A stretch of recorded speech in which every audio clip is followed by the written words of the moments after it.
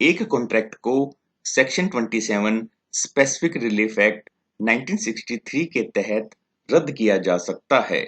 A contract can be rescinded under Section 27 Specific Relief Act 1963 if it is voidable or terminable by the plaintiff, or when it is unlawful for any cause apparent on the face of it, and the defendant is more to blame than the plaintiff. जब हम contract को रद्द करने की plaint की drafting करेंगे, that plaint must contain allegations of the contract, allegations of the grounds on which it is sought to be rescinded. For example, if fraud and undue influence are alleged as the ground, particulars of the same should be given. And allegations that the contract is unlawful is not sufficient. Mere allegations of unlawful is not sufficient. It must be shown that the unlawfulness is apparent on the face of the contract and the parties are not in pari delicto. The limitation period is 3 years from the date when the facts entitling the plaintiff to the relief became known to him.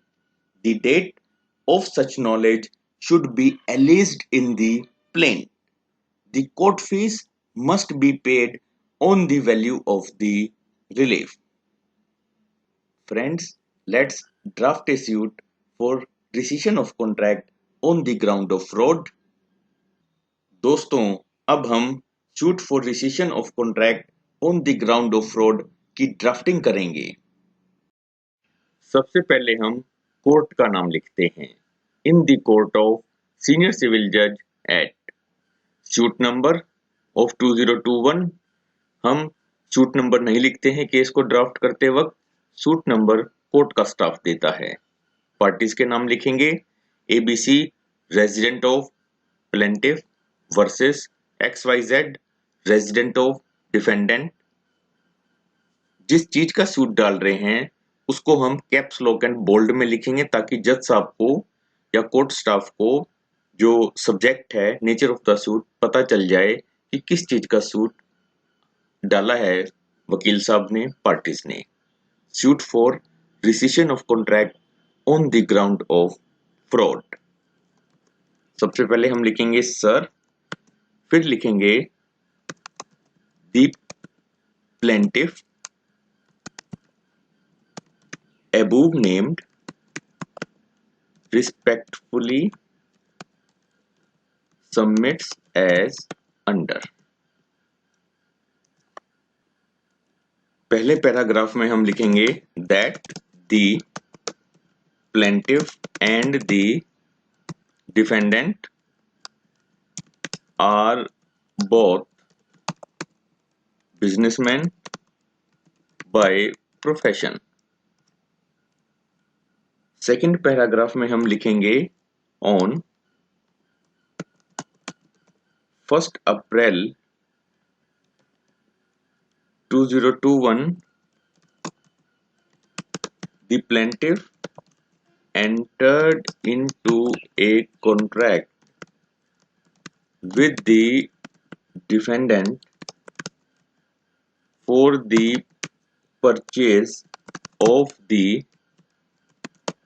defendant's factory manufacturing coconut oil। जो भी facts हैं उस हिसाब से हम facts को लिखेंगे। And situate at for a total consideration of rupees 20 lakhs, out of which rupees 2 lakh was paid to the defendant as an advance, hereto annexed and marked exhibit is a copy of the said contract. Third paragraph में फिर हम लिखेंगे the plaintiff submits that he was induced to enter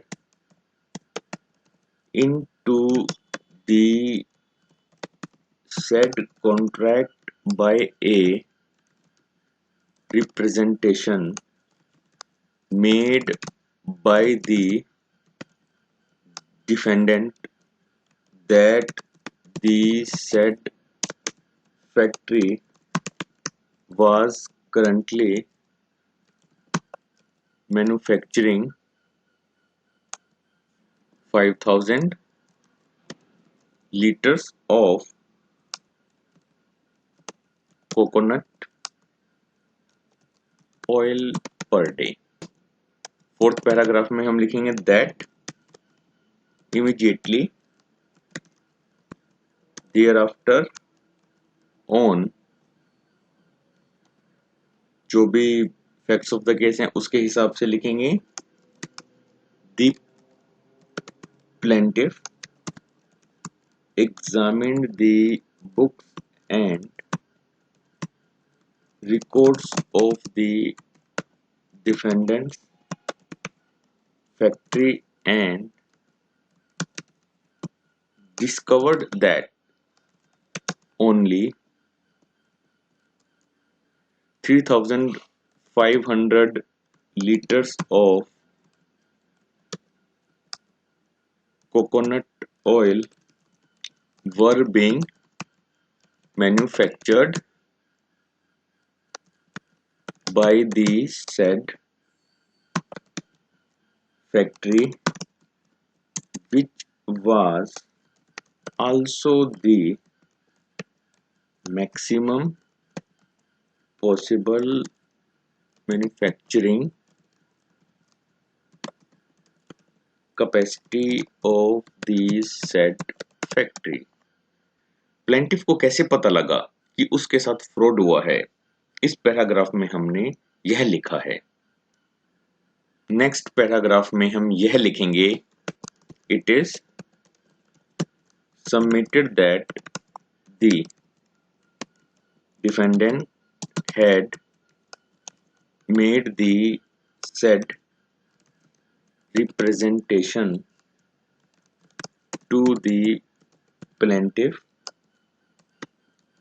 knowing it to be false and with a view to selling the said factory to the plaintiff at the said price. In the circumstances, the plaintiff is entitled to rescind the said contract as it is voidable at his opinion. फिर हम next paragraph में लिखेंगे that the said contract dated was entered into at, जिस स्थान पर भी आपने contract sign किया है उस प्लेस का नाम लिखेंगे the property to which the said agreement relates is also situated in. Agreement में जो प्रॉपर्टी है वो जिस स्थान पर है उस स्थान का नाम लिखेंगे। फिर हम यह लिखेंगे this honourable court therefore has jurisdiction to entertain, try and dispose of this suit. ये स्थान का नाम इसलिए लिखा है क्योंकि जिस कोर्ट में हम केस फाइल कर रहे हैं उस कोर्ट का जुरिस्डिक्शन है।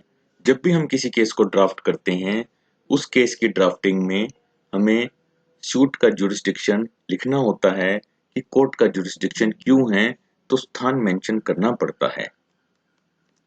नेक्स्ट पैराग्राफ में हम लिखेंगे that the suit has been filed within the period of limitation. Next paragraph में हम लिखेंगे that for the purpose of court fees and jurisdiction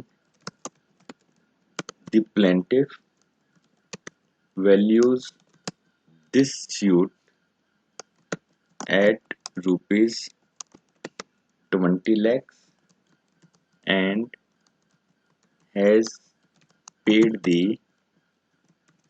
court fees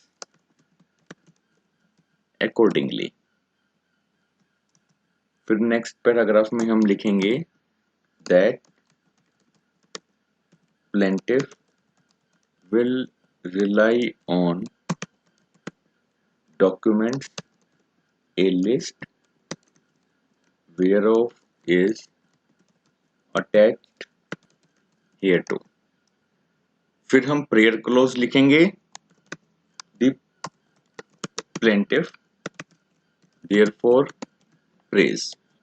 first point में हम यह लिखेंगे that this honorable court may be pleased to allow the plaintiff to resign the said contract dated and to declare that the same stands cancelled। देखिए prayer close के पहले point में हमने यह लिखा that this honorable court may be pleased to allow the plaintiff to resign the said contract dated and to declare that the same stands cancelled। Prayer close के दूसरे point में हमने यह लिखा that the defendant be ordered and directed to repay to the plaintiff the said advance of rupees, जो 2 लाख रुपए advance में दिए थे प्लेंटिफ ने, उसके बारे में हम लिख रहे हैं along with interest thereon at 18% per annum। Prayer के सेकंड पैराग्राफ में हमने यह लिखा that the defendant be ordered and directed to repay to the plaintiff the said advance of rupees 2 lakh along with interest thereon 18% per annum। जो भी plaintiff ने defendant को advance दिया था उसको भी वापस करे प्लेंटिफ, क्योंकि प्लेंटिफ के साथ जो कॉन्ट्रैक्ट हुआ है डिफेंडेंट ने फ्रॉड करके किया है। तो हमने जो एडवांस दिया था, प्लेंटिफ ने जो एडवांस दिया था डिफेंडेंट को, वो भी वापस मांगना है। तो प्रेयर क्लोज में हमें यह लिखना है, हमने लिखा है सेकंड पैराग्राफ में। फिर लिखेंगे that the defendant be ordered to pay costs of this suit to the plaintiff and फिर लिखेंगे that such further and other orders may be passed in the matter as may be deemed necessary और एक्सपीडिएंट। देखिए, अगर plaintiff को बहुत ज्यादा नुकसान हुआ है तो हम प्रेयर क्लोज में डैमेज भी मांग सकते हैं। फिर हम प्लेंटिफ लिखेंगे, थोड़ा स्पेस देंगे ताकि प्लेंटिफ साइन कर सके, वकील साहब का नाम लिखेंगे, डेट लिखेंगे, प्लेस लिखेंगे। फिर हम वेरिफिकेशन लिखेंगे। जब हम केस को ड्राफ्ट करते हैं, केस को ड्राफ्ट करने के बाद प्लेंटिफ और वकील साहब के जहां सिग्नेचर होते हैं, उसके बाद हम वेरिफिकेशन को लिखते हैं। आई ABC the plaintiff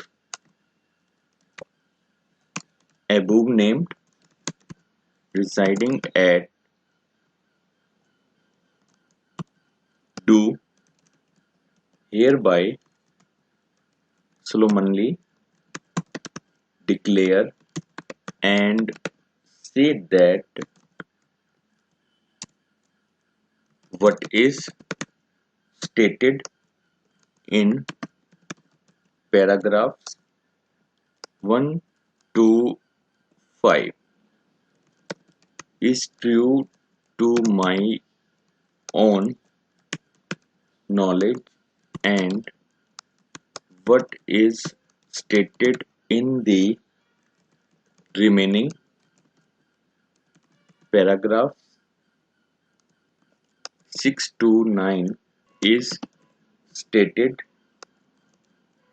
on information and belief, and I believe the same to be true। फिर हम लिखेंगे वेरीफाइड एट, जो भी स्थान है, जिस स्थान पर वेरिफिकेशन किया है, ऑन दिस तारीख लिखेंगे, जिस तारीख को साइन की है, वेरीफाई किया है, डे ऑफ जून 2021। फिर हम लिखेंगे प्लेंटिफ सबसे लास्ट में, थोड़ा सा स्पेस देंगे ताकि प्लेंटिफ साइन कर सके। दोस्तों, जब भी हम किसी केस की ड्राफ्टिंग करते हैं, सबसे पहले हम कोर्ट का नाम लिखते हैं, फिर सूट नंबर लिखते हैं, फिर पार्टीज के नाम लिखते हैं, फिर सब्जेक्ट लिखते हैं कि किस चीज का सूट हम डाल रहे हैं, फिर हम लिखते हैं sir the plaintiff above named respectfully submit as under. फिर जो भी आपके केस के फैक्ट्स हैं वो लिखते हैं। जैसे कि हमने सेकंड पैराग्राफ में ये लिखा कि कॉन्ट्रैक्ट कब साइन हुआ, किस चीज के लिए साइन हुआ। थर्ड पैराग्राफ में हमने ये लिखा कि प्लेंटिफ के साथ डिफेंडेंट ने क्या फ्रॉड किया। फोर्थ पैराग्राफ में हमने यह लिखा कि प्लेंटिफ को फ्रॉड का कैसे पता लगा। फिर फिफ्थ पैराग्राफ में हमने यह लिखा कि जो भी डिफेंडेंट ने रिप्रेजेंटेशन करी है प्लेंटिफ को, वो डिफेंडेंट को पता था कि वो झूठी है। सिक्स्थ पैराग्राफ में हमने कोर्ट के जुरिस्डिक्शन से रिलेटेड फैक्ट लिखे कि इस कोर्ट का जुरिस्डिक्शन है। सेवंथ पैराग्राफ में हमने यह लिखा कि जो केस है लिमिटेशन पीरियड के अंदर फाइल किया गया है। एट्थ पैराग्राफ में हमने यह लिखा कि हमने सारी कोर्ट फीस पे की है। प्रेयर क्लोज में हमने पहली प्रे में ये मांगा कोर्ट से, ये दरखास्त करी कि कॉन्ट्रैक्ट को कैंसिल कर दिया जाए। प्लेंटिफ ने जो एडवांस दिया है 2 लाख रुपए, वो वापस करवा दिए जाएं, और जो भी प्लेंटिफ का खर्चा हुआ है केस को डालने में, वो कोर्ट वापस डिफेंडेंट से दिलवा दे। फिर लास्ट में हमने ये क्लोज लिखी that such further and other orders may be passed in the matter as may be deemed necessary और एक्सपीडिएंट। लास्ट ये लाइन हमने पता क्यों लिखी, ताकि कोर्ट अगर कोई और आदेश पास करना चाहे वो कर सकती है। दोस्तों, इस तरीके से हमने suit for rescission of contract on the ground of fraud की ड्राफ्टिंग की है। दोस्तों, अगर आपको लगता है कि इस वीडियो में दी गई जानकारी उपयोगी है, इससे कुछ सीखने को मिलता है, तो कृपया करके इस वीडियो को लाइक करें, शेयर करें और कमेंट करें। धन्यवाद।